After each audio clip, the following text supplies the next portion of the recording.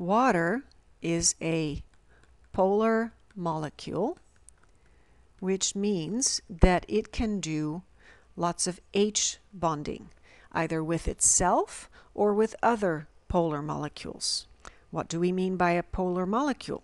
Water is H2O, and because oxygen is highly electronegative, meaning it's a very strong electron magnet, these bonds are really a covalent bond of a shared pair of electrons. Oxygen, because it's so strongly attracted to these electrons, will hog them.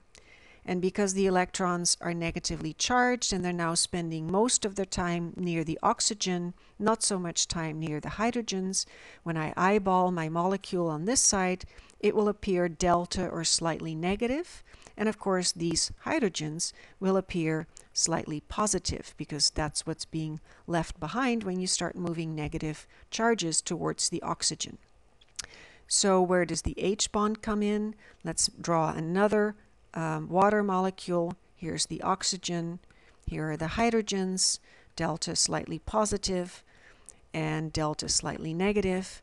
And of course, opposites will attract. So the H bond will be between the slightly positive hydrogen inside this water molecule and the slightly negative oxygen inside the next molecule.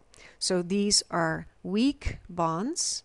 I think of them as Velcro type bonds, and in this case they are between two molecules. They can also be between two parts of molecules, as you might see in proteins.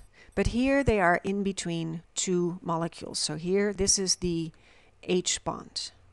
H bonds, individual bonds, are weak, but when you have a lot of them, just like when you have a lot of Velcro, they do add up.